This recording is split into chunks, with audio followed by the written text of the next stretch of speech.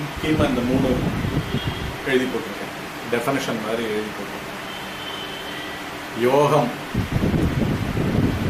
யோகம்னாலே என்ன மீன் பண்ணுறாங்கன்னா எதுவாகவோ இருந்த ஒன்று, பிரிந்திருந்த ஒன்று தன்னுடைய மூலத்தில் போய் கலத்தல்.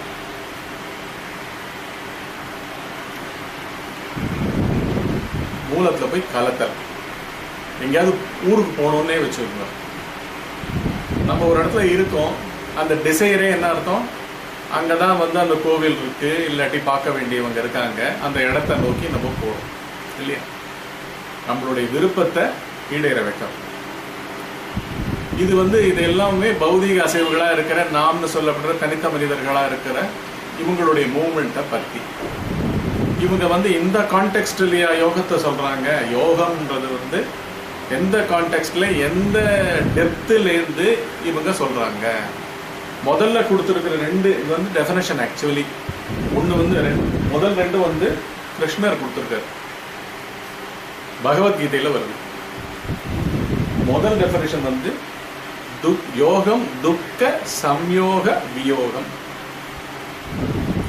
துக்கத்தின் சேர்க்கையிலிருந்து பிரிதலே யோகம். துக்கம் என்னன்னு நம்ம அடுத்தது பார்ப்போம். எது துக்கம் அப்படின்றத டீப்பா பார்ப்போம். நம்ம வாழ்ந்துட்டு இருக்கோம் இல்லையா, எல்லாம் கலந்து இருக்கு. எதுல எது துக்கம் எது சுகம்னு கூட இனம் பிரிக்க முடியாம துக்கமே சுகமாகார அளவுக்கு நம்ம குழம்பி இருக்கும். அதனால அடுத்த லெவல் துக்கம் என்னன்னு பார்ப்போம் டீப்பா. துக்கத்தின் சேர்க்கையிலிருந்து விடுபடுதலே யோகம். இதுவும் கிருஷ்ணர் துக்க சம்யோக வியோகம்.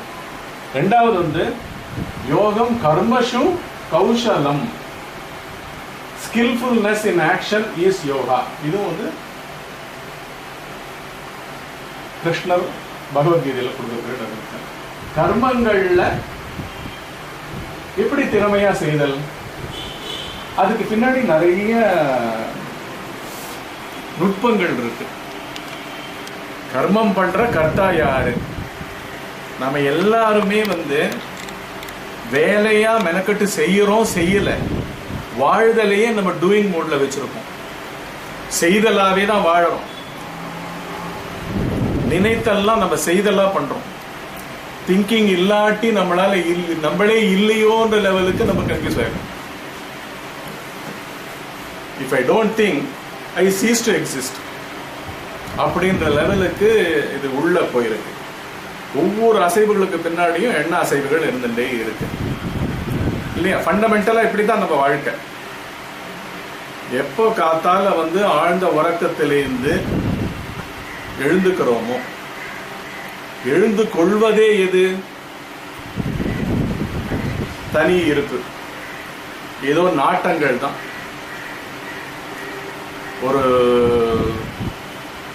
ஒரு பையன் கிரிக்கெட் விளையாடிட்டு இருக்கான், லஞ்சுக்கு வந்திருக்கான்னு வச்சுக்கோங்க. ஏதாவது கொஞ்சம் சாப்பிட்டுட்டு போடா அப்படின்னு அவனை வெயிலேருந்து கம்பல் பண்ணி அழிச்சுட்டு வந்துருப்பாங்க. சாப்பிட்டுட்டு போய் விளையாடு. அவன் உடல் தான் அங்கேருந்து பிரியறதே தவிர கண்டினியூட்டி பூரா அங்கேயே இருக்கும். என்ன சாப்பிட? சீக்கிரம் கொடுமா, சீக்கிரம் கொடுமா, தண்ணி கொடுமா, வேணாமா, எனக்கு போருமா, அது போடாதமா, இது போடாமா. ஏன்னா ஆவல் பூரா அங்க நெர்ஜாயிடுது. புரியுதா? அந்த மாதிரி என்ன ஆகிறோமா? ஆக்சுவலா ஃபண்டமெண்டலா விழிப்பு நிலைக்கு வரதே இப்படி வரோமா? புரியுதா? தூக்கத்திலேருந்து ஆண்களாகவும் பெண்களாகவும், அந்த ஆண் பெண்களுக்குள்ள இருக்கிற கதாபாத்திரங்களாகவும், அந்த கதாபாத்திரங்கள் செய்து கொண்டிருக்கும் அந்த காரியங்களாகவும் அவைகள் மேல அவ்வளோ பிணைப்பாய் போயாச்சு. கட்டி போடப்பட்டிருக்கு கர்மங்கள். புரியுதா? யார் எழுந்துக்கிறதுன்னு பாத்தீங்கன்னா அந்த ஆவல்கள் தான். இப்ப இந்த பையன் இங்க சாப்பிட்டும் இங்க இல்ல. அவன் மனம் எங்க இருக்கோ அங்கதான் இருக்கான். அந்த கேமோட கண்டினியூட்டி தான் இங்க ஒரு 10 நிமிஷமோ 5 நிமிஷமோ அவன் சாப்பிட்டாலும் அதுலதான் இருக்கும். நம்மளே கூட என்ன பண்ணுவோம், ஒரு இன்ட்ரெஸ்டிங் சீரியல் போச்சுன்னு வச்சுருங்க, பாத்ரூம் வந்தா கூட அடைக்க முடிட்டோம், அடுத்த அட்வர்டைஸ்மெண்ட் கேப்ல போயிட்டு வருவோம். அதே மாதிரி கிரிக்கெட் பார்க்கும்போது அப்படிதானே. ஸோ இந்த பார்த்தெல்லாம் நம்ம செய்தலா பண்ணிட்டு இருக்கோம், நம்மளுக்கு தெரியாது. நம்மளுக்கு மனம் விழிப்பு நிலையில நின்றா என்னவா இருக்கும் அப்படின்றதனுடைய எந்த ஒரு பரிச்சயமே இல்லை, தெரியவே தெரியாது நம்மளுக்கு. ஓய்ந்திருத்தல்லாம் என்ன,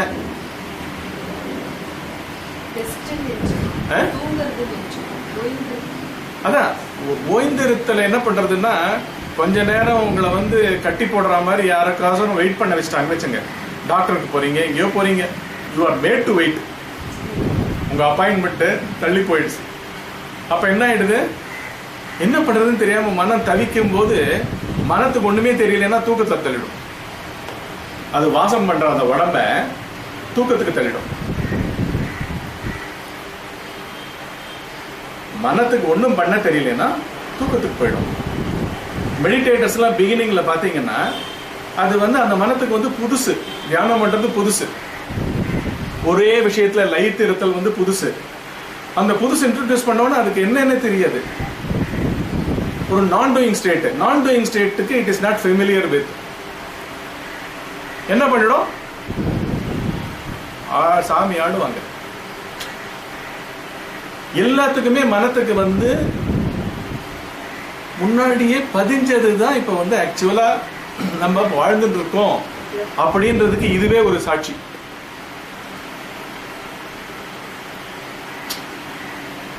ஒரு குழந்தைக்கு என்ன பண்றது, பைக்லயோ இதுலயோ நம்ம சின்ன குழந்தை, ஒரு 6 மாச குழந்தை 8 மாச குழந்தைய பைக்ல பின்னாடி மதர் அம்மா தூக்கி வச்சுட்டு ஓட்டிட்டு போயிட்டு இருக்காங்க. காத்து கொஞ்ச நேரம் பட்டவுடனே என்ன ஆயிடுது, இடம் பொருள் ஏவல் தெரியாம கையை அப்படியே விட்டுடும், அப்படியே தூங்கிட்டு.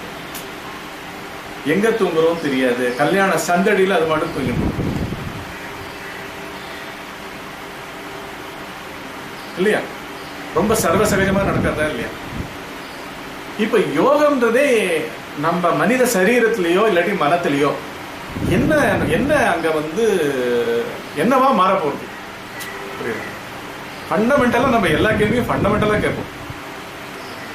இதுக்கெல்லாம் எந்த லேபிளுமே போட வேண்டாம். ஆன்மீகம் அது இது லேபிளே போட வேண்டாம். என்ன யோகம்னா என்ன போய் இது போய் எதுல கலக்க போறது. ஒரு குழந்தை தூங்குறது யோகமா இல்லையா? ஒரு கல்யாண சந்தடியில அது மாட்டுக்கு 1000 பேர் இறைச்சல், நாதஸ்வர சத்தம், இந்த சத்தம், தவில் சத்தம் பறக்குது, அது மாட்டு இன்னும் வேர்வை கூட கொட்டும்.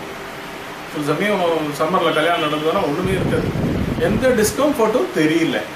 அதே மாதிரி நம்மளும் பிசிக்கலா டயர்ட் ஆகி அதுக்கு மேல இந்த பாடிக்கு எனர்ஜியே இல்லாம தூங்கும் பொழுது வேர்வை பவர் இல்லைன்னா கூட பரவாயில்ல.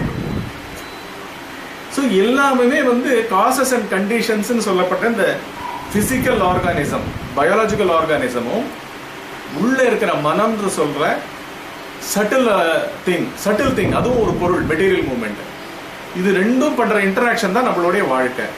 இதுக்குள்ள யோகமா என்ன போய் எங்க போய் சேர போறது, இதுக்கு ஏன் இவ்வளவு முக்கியத்துவம் பகவான் கிருஷ்ணர் கொடுத்திருக்காரு, எல்லா மதங்களும் கொடுத்திருக்கு. அதுவும் என்ன, இந்த யோகத்தை எப்படி எதோட சேர்க்கிறாங்க, அன்றாட வாழ்க்கையில துக்கம், கஷ்டம், அன்ஈசினஸ், டிஸ்கம்ஃபர்ட், சலிப்பு, எரிச்சல், விரக்தி, ஏமாற்றம், வேதனை, என்ன வேணா போட்டுக்கோங்க, அதனுடைய சேர்க்கையிலிருந்து பிரிதலே யோகம் அப்படின்ற.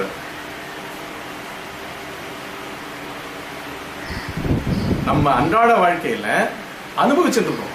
ஒவ்வொரு மூமெண்ட்டும் அனுபவிப்பவன் யாருன்னே தெரியாம அனுபவங்கள் நம்ம மூலமா அப்படியே போயிட்டே இருக்கு. யாருக்கும் தெரியாது, எல்லாருக்கும் தெரிஞ்ச என்ன அனுபவிப்பவன் யாரு, அந்த பெயரு, அந்த உடல், அந்த வயது, அந்த கதாபாத்திரம். நீங்க என்ன பண்ணுவீங்க, அம்மா கோவிச்சுட்டாங்க அப்படின்ட்டு ஃப்ரெண்டு கிட்ட போய் வருத்தப்பட்டவங்களா பேசிட்டு இருக்கீங்க. என்ன ஆச்சுன்னா இன்னைக்கு இஷ்யூ, எங்க அம்மா அப்படி பேசினீங்களா, நான் இப்படி பேசினேன்னா. ஸோ அந்த கதாபாத்திரத்தினுடைய வருத்தம். யாரு? மகள் கதாபாத்திரத்தினோட வருத்தம். இப்படி வந்து நம்ம என்ன பண்ணிருக்கோம், உள்ள சுக்குல் சுக்குல் சுக்குலா நிறைய கதாபாத்திரங்கள். ஒவ்வொரு கதாபாத்திரங்களும் வந்து கட்டாயம் வேதனையை அனுபவிச்சே ஆகணும். ஏன்னா பிரிஞ்சாலே வேதனை.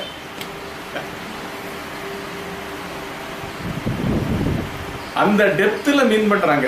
எங்கேயோ மூலத்துல இருந்தோம், இருக்கும், இருந்து கொண்டிருக்கின்றோம். Present continuous. இல்லாட்டி இந்த அதிகாரம் வராதே. துக்கத்தின் சேர்க்கையில் இருந்து பிரிதலே யோகம்ன்ற அதிகாரமா எப்படி சொல்ல முடியும் ஒரு அவதார புருஷரால?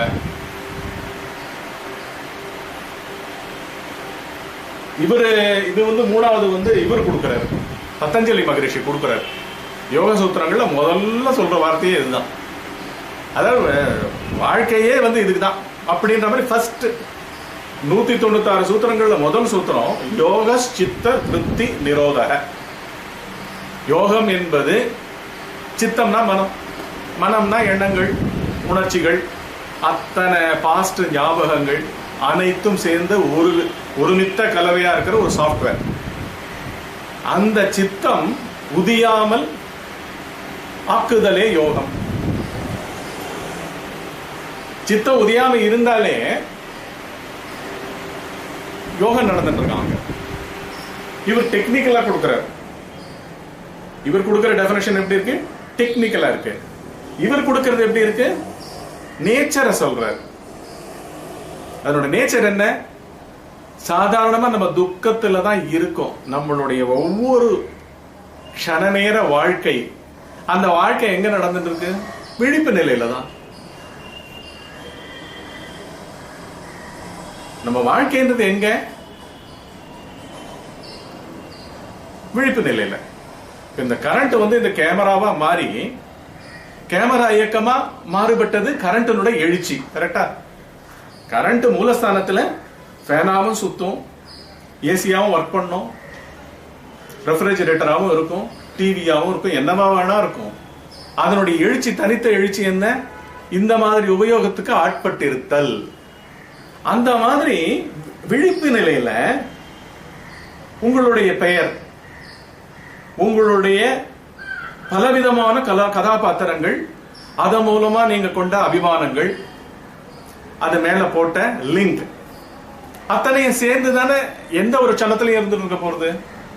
இது அத்தனையுமே துக்கம். அவங்க சொல்ற டெப்த் இந்த டெப்த்.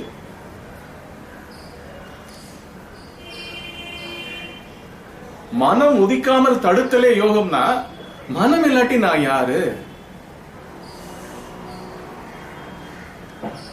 இது எப்படி இவ்வளவு ஆத்தன்டிக்கா அத்தாரிட்டேட்டிவா இந்த மாதிரியா ஒரு டெஃபினேஷனை ஒரு மகரிஷி கொடுக்கிறார் அப்படின்னா, ஏதோ ஒரு சயின்டிபிக்கா அது இருக்கு இல்லையா? அதனுடைய பேக்ரவுண்டு, அதனுடைய ப்ராசஸிங், அந்த மனமே ஏதோ ஒரு இயந்திரகதியான இயக்கத்துக்கு ஆட்பட்ட தன்மையா இருந்தால் ஒழிய இந்த மாதிரி ஒரு டெஃபினேஷன் கொடுக்க முடியுமா? அதை ஒதுக்க வைக்காம தடுக்க முடியும்ன்ற ஒரு கான்பிடன்ஸ்ல தானே இது வருது. துக்கத்திலேருந்து பிரியலான்றத அனுபவிச்சவங்க தானே சொல்ல முடியும். அதுல ஒரு விதமான ஆங்கிள் தான் இது. யோகம் கர்மஷு கௌஷலம். கௌஷலம்னா ஸ்கில்ஃபுல்னஸ், எஃபிஷியன்சி இன் ஆக்ஷன். கர்மங்களில் ஹையஸ்ட் எஃபிஷியன்சி வேணும்னா அது யோகத்துல தான் சித்திக்கிறது. யோகம் என்பதே கர்மங்கள்ல தானா வரும். கர்மங்கள்ல எப்படி வந்துடும்? கர்மங்கள்ன்றது என்ன? இயக்கங்கள். இப்ப இந்த கரண்ட் வந்து இந்த கேமராவா இங்க பயன்பட்டு இருக்கோம் அப்படின்னு ரோலே இல்லாமல் பயன்படுவதால் முழுமையான பயனுக்கு ஆட்படுகிறது. கரெக்டா? அதே கரண்ட் இங்க வேற ஏதோ ஒரு விதமான ப்ராசஸிங் மூலமா ஃபேனா இயங்குறதுனால ஃபேனும் ஃபுல் வீச்சில் இயங்குறது. இங்க அப்ஸ்ட்ரக்ஷனே வந்து கதாபாத்திரங்கள் மாதிரி. இதுக்கு மாத்திரம் தான் வந்து camera, I am a superior function of electricity than a fan அப்படின்னு ஏதாவது ஒரு சென்டர் இருந்ததுன்னா இயங்க முடியுமா? புரியுதா?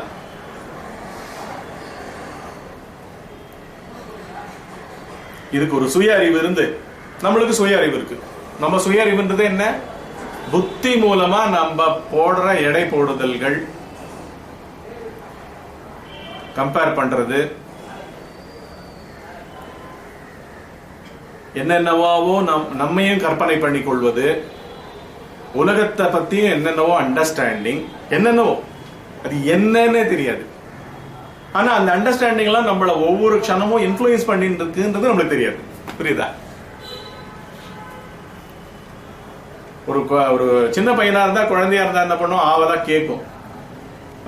உங்க ஃபாரின்ல இருந்து மாமா பையன் வரான்டா, அவன் பிறந்த அவனும் இவனுக்கு ஈக்குவலா, அவன் ஒரு மாசமோ 2 மாசமோ முன்னே பின்ன பிறந்திருப்பான். இவனுக்கு 8 வயசு ஆகுதுன்னா அவனுக்கு 7.5 வயசு இருக்கும். அவன் வரான்டான்ன உடனே அவனை பத்தி இவன் தெரிஞ்சுக்கிறதுக்கு ஆவல் கொள்வான்ல, கேட்பான், என்னம்மா பேரு, அவன் பேரு, நானும் அவனும் விளையாடி இருக்கோம் மாமா, நீங்க எல்லாம் சின்ன வயசுல 3 வயசு வரைக்கும் ஒன்னாதாண்டா இருந்தீங்க, அதுக்கப்புறம் தான் மாமா அங்க போனார் அப்படின்னு கதையெல்லாம் சொல்லுவாங்க. இப்ப என்ன ஆகும், ஒவ்வொரு ஸ்டேட்மெண்ட்டும் அம்மா தன்னுடைய அண்ணன் பையனை பத்தி சொல்ற ஸ்டேட்மெண்ட் ஒண்ணு என்ன ஆகும், உள்ள வாங்கிட்டே இருக்கும்.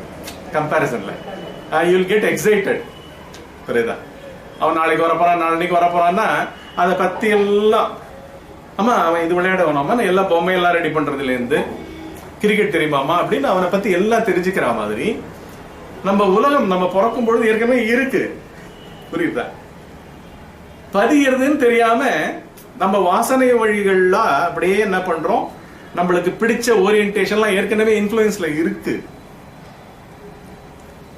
பிறக்க வைப்பதே அவைகள். ஒரு மோப்ப சக்தி மேலிட்ட இடம் ஒரு நாய் உடலா பிறக்குது. போருமா? அந்த மாதிரி அருவத்துல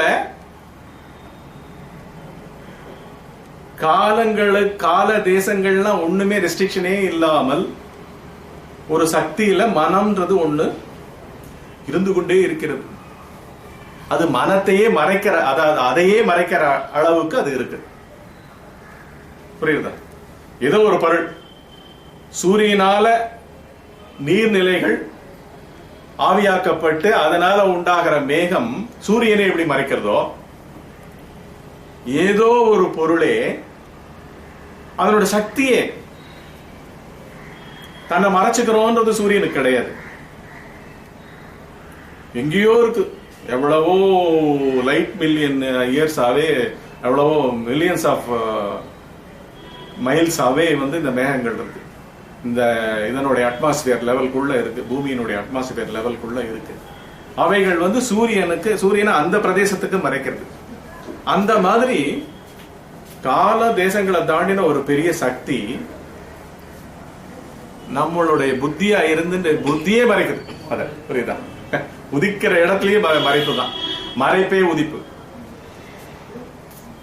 இந்த சயின்ஸை பத்தி பேசுறதுனாலதான் அவ்வளவு ஆத்தென்டிசிட்டி. ஏன்னா பாக்குறாங்க, they were all seers. பார்த்தவர்கள், இது என்ன இருக்கு, இது சின்ன விஷயமாச்சே, இதுல கன்ஃபியூஸ் ஆயிடக்கூடாது, இதை முதல்ல சொல்லிடணும், எழுதிடணும். ஏன் இவ்வளோ உபனிஷத்து இருக்கு, வேதங்கள் இருக்கு, ஏதோ இதிகாச புராணங்கள்ல கதைகள் மூலமா இருக்கு, விதவிதமான ரிலிஜன்ஸ் இருக்கு. எல்லாரும் என்னத்தையோ பார்த்தாங்க, பார்த்து கொண்டே இருக்கிறார்கள். உடலை தாண்டிய விஷயம் இது, மனத்தையும் கடந்த விஷயம் இது அப்படின்றதெல்லாம் போய் they are all well established.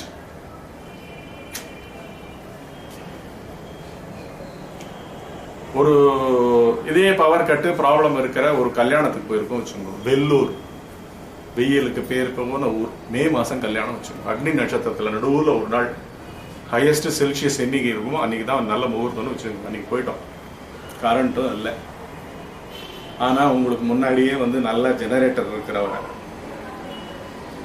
அதாவது 24 hours ஜெனரேட்டர் பேக்கப் இருக்கிற ஒரு ஹோட்டலா ரூமா புக் பண்ணிட்டு அங்க ஒரு நண்பர், உங்களுக்கு தெரியாது, நீங்களும் அவரும் இந்த கல்யாணத்துல 20 வருஷம் கழிச்சு சந்திக்க போறீங்கன்னு தெரியாது. நீங்க வருவீங்கன்னு அவருக்கு தெரியும். நீங்க இந்த மாதிரி அப்படியே வேத்து கொட்ட கொட்ட கொட்ட அந்த கல்யாணத்தை அட்டன் பண்ணிட்டு இருக்கும்போது அவர்கிட்ட இருந்து யாரோ போன் பண்றாங்க அப்படின்னு உங்களுக்கு கொடுத்து, கிளம்பி வா, அங்க என்ன வேத்து கொட்டிட்டு இருக்கியா, நேரம் வா, யாரும் சொல்றேன் அப்படின்னு சொல்லிட்டு அவர் டபுள் பெட்ரூம் போட்டு நீங்க அந்த ஹோட்டலுக்கும் போய் அந்த ஃபுல் ஏசியில அந்த இடத்துக்கு போனா எப்படி இருக்கும்? இந்த அவஸ்தை பட்டுட்டு அந்த இடத்துக்கு போய் அதுவும் எதிர்பாராம அது கிடைச்சா எப்படி இருக்கும் இல்லையா? அத போல இவங்க வந்து இதே மனித உடம்புக்குள் நம்மள மாதிரியே இதே மாதிரி ஆகாரங்கள் சாப்பிட்டு நம்ம எதிர்க்கையே கூட வாழ்ந்து ஆனா வேற பிளேன்ல இருக்காங்க. வேற எங்கேயோ வந்து எல்லாம் எஸ்டாப்ளிஷ்டு ஜோன்ல ரெல்ம்ல அத கண் கூட பார்த்துட்டே வந்து அந்த கருணையினால இந்த மாதிரி எல்லாம் கொடுத்துட்டு போயிருக்காங்க. இது எல்லாமே வந்து அவங்களுக்கும் உடல் ரீதியா அவங்க உடலாக வாழ்ந்த பொழுது அவங்களுக்கு நடந்தது. அந்த உடலாக வாழும் போதே அந்த உடலை கடந்து வாழற தன்மையையும் அவங்க தெரிஞ்சுட்டாங்க. அத்தனை சாத்தியக்கூறுகளும் எல்லாருக்கும் இருக்கு அப்படின்ற மாதிரி யூனிவர்சலா இந்த பகவத்கீதா பூரா இதை பத்தி தான் பேச்சு. நீங்க எந்த ஸ்கிரிப்சரை எடுங்க, எந்த மதத்தை தான் எடுங்க, எல்லாமே பிராக்டிகல்ஸ், யதார்த்த நிலைகள். அந்த யதார்த்த நிலை என்ன? அதுக்கு எங்கேயுமே போக வேண்டாம், அவங்க கொடுத்ததுல இருந்தே நம்ம எடுத்து பார்க்கலாம். இப்ப பாத்தீங்கன்னா மனம் உதிக்காமல் தடுத்தலே யோகம். யோக சித்த விருத்தி நிரோதக யோகம் கர்மஷு கௌஷலம் துக்க சம்யோக வியோகம் யோகம். இப்போ மனம், துக்கம், கர்மங்கள், இப்படி இந்த டெபினேஷன்ல கொடுத்திருக்கிற வார்த்தைகளை இப்ப வச்சுருக்கோம். புத்தர்னு ஒரு மகான் இருந்தார், தெரியும், மகான் புத்தர். அவர் ஹீனயானா மகாயானான்னு ரெண்டு விதமான முதல்ல எடுத்ததெல்லாம் ஹீனயானா. அவரும் இதே மாதிரி எதையோ பார்த்துட்டார். அந்த அளவுக்கு உந்தப்பட்டு அந்த மனம் வந்து பேராவல் கொண்டு இளம் மனைவி 6 மாத குழந்தைய கூட விட்டுட்டு போற அளவுக்கு ஏதோ அவரை தகித்து போயிட்டார். போனார், வென்றார், பார்த்தார். பார்த்துட்டு ரொம்ப ஈஸி, அதனாலயே சொல்றது கஷ்டம். ஒருமா கஷ்டம், அதனால சொல்றது கஷ்டம் கிடையாது. இது ரொம்ப complicated software, complicated structure, complicated technology. அதாவது நாசா ஸ்பேஸ் ஷட்டில் தயாரிச்சு அது போற லெவலுக்கு, இல்லாட்டி இப்ப CERNல பண்ற குவாண்டம் பிசிக்ஸ் அந்த மாதிரி ஏதோ எக்ஸ் பாசன் காட்ஸ் பார்ட்டிகல் இதெல்லாம் கண்டுபிடிக்கிற அந்த மாதிரி விஷயம் அவங்க பண்ணல. ஐயோ ரொம்ப ஈஸியாச்சே, பக்கத்திலேயே இருந்து மிஸ் பண்ணிட்டு இருக்காங்க எல்லாரும். ஏன்னா உணர்ந்தவங்க எல்லாரும் ஃபர்ஸ்ட் தெரிஞ்சின்றது, ஐயோ simply I was distracted. I got distracted. This I got a distracted root. This I, some center, some software center is நான். கரெக்டா? எல்லாரும் நம்ம உபயோகிக்கிற நான், என்னை, என்னால், என்னோடு, என்னுடன், எனக்கு, என்னுடைய, எண்ணில் அப்படின்ற கான்ஃபிகரேஷன்ல தான் ஒவ்வொரு மூமெண்ட்டும் நம்ம நேவிகேட் பண்ணிட்டு இருக்கோம், மனிபுலேட் பண்ணிட்டு இருக்கோம் லைஃப். கரெக்டா? To seek or to reject. Motive என்ன இருக்க போறது? To get or to push away. இது அதுக்கு பின்னாடி இருக்க போறது. இது வேணும், இது வேண்டாம், இது கம்ஃபர்டபுளா இருக்கு, இவ்வளவுதான். அந்த அந்த அந்த சென்டருக்கு மூவ்மெண்ட்டுக்கு 2 சைடு தான் இருக்கும், 2 டைரக்ஷன் தான் இருக்கணும். இந்த டைரக்ஷனுக்குள்ள அது இருக்கு. இந்த ஐயே வந்து ஐயோ மிஸ் பண்ணிருக்கோமே, இது என்ன சாதகம் சொல்றது? இது அதாவது நீங்க இருக்கிற ஸ்பேஸ, நீங்க உட்கார்ந்துட்டு இருக்கிற ஸ்பேஸ அடையறதுக்கு நீங்க என்ன பிரயத்தனம் பண்ணிருப்பீங்க?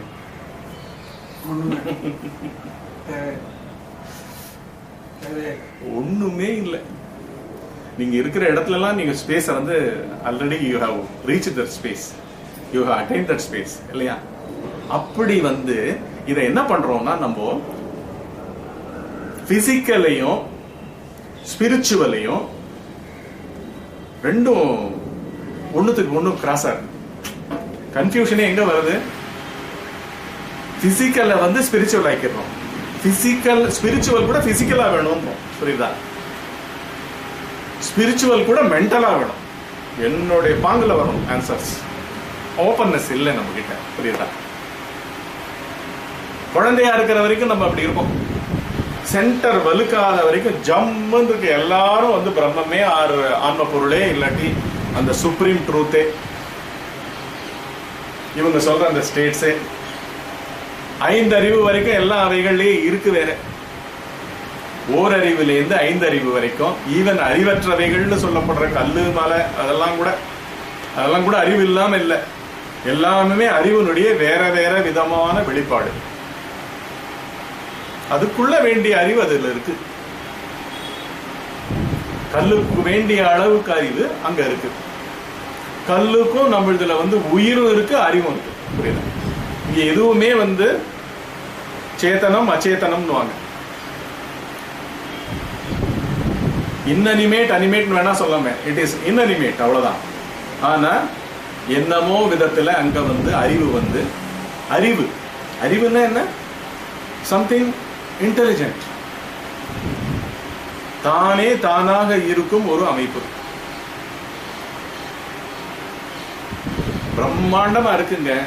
நம்ம வந்து நம்மளுடைய 5 புலன்களாலையும் உடலாலையும் வாழ்ந்து கொண்டிருக்கிற இந்த பூமியும் சரி, இந்த பிரபஞ்சமும் சரி பிரம்மாண்டமா இருக்கு. ஆனா அறிவா இருக்கா இல்லையா? எல்லா நியதிகளும் அறிவை காமிக்கிறதா இல்லையா? கதி பிசகாமல் பூமி சுழல்வது, ஆர்பிட்ல இருந்து விலகாம பூமி சுத்துறது, சூரியன் சதா வந்து உஷ்ணத்தையும் பிரகாசத்தையும் இடம் பொருள் எதுவும் பார்க்காம ஃபுல் வீச்சுக்கு வீசிட்டு இருக்கிறது, பருவ காலங்கள் மாறி மாறி மழை பெய்யுறது, எல்லாமே நீங்க பாத்தீங்கன்னா எல்லா கதிகளும் வந்து ஏதோ ஒரு ரிதம், ஏதோ ஒரு பேலன்ஸ். அறிவில்லாமல், ஆனா அவைகளுக்கு தெரியாது. சூரியனுக்கு தான் சூரியன் தெரியாது, இமயமலைக்கு தான் இமயமலை, இது திருவண்ணாமலை அப்படின்னு எல்லாம் கிடையாது. ஏதோ ஒரு சக்தி, ஏதோ ஒன்று டெஃபினட். புரியுதா? அது இருக்கு இல்லை இதெல்லாம் தேவையில்லை, இல்லாம வராது. அதே போல நம்ம ஆழ்ந்த உறக்கத்துல எவ்வளோ பெரிய கோடீஸ்வரனா இருக்கட்டும், ஒண்ணுமே இல்லாமல், கோடீஸ்வர தன்மை இல்லாமல், ஆணாக இல்லாமல், பெண்ணாக இல்லாமல், எந்த அந்த புகழ் பதவி அந்த மேன்மை எதுவுமே அற்று எங்கேயோ சென்று ஒடுங்கி விடுகிறார். ஆணா இருக்கட்டும், பெண்ணா இருக்கட்டும், நோயாளியா இருக்கட்டும், படிச்சவனா இருக்கட்டும், படிக்காத பாமரனா இருக்கட்டும், எப்படியாக இருந்தாலும் அனைவரும் ஒன்றுமே இல்லாத ஏதோ ஒரு ஸ்தலம்னு சொல்லப்படுற ஒரு நிலை, தூக்க நிலை, ஆழ்ந்த உறக்க நிலை. நான் சொல்றது கனவுகளற்ற ஆழ்ந்த உறக்க நிலை. அதுல போய் இந்த பேதங்கள்லாம் அறவே அற்று போயிடுறோம். இந்த விழிப்பு நிலையை கம்பேர் பண்ணும் போதுதான் அந்த சுகம்னு சொல்லணும். கரெக்டா? இங்க வந்து என்னென்னவோ எழுந்துக்கிறோம். ஒவ்வொரு மொமெண்ட்டையும் வாழ வைப்பதே நம்மளுடைய நாட்டங்கள். கிளியரா ஃபிக்ஸ்டு பைட்ஸா, சாஃப்ட்வேர் ப்ரோக்ராம்ஸா கம்ப்யூட்டர்ல இருக்கா மாதிரி, அதுதான் நம்மளை வந்து முன்னையும் பின்னையும் அசைக்க வைத்து, தேட வைத்து, ஏமாற வைத்து, சலிப்படைய வைத்து, இன்புற்று. அந்த இன்புற்று கூட எப்படி இருக்கும்? அதே பேக்கேஜுக்குள்ள நீங்க பிராண்ட் பண்ண துக்கம் இல்லாமல் இருந்தா அது உங்களுக்கு இன்பம். அப்படிதான் இருக்கும். புரியுதா?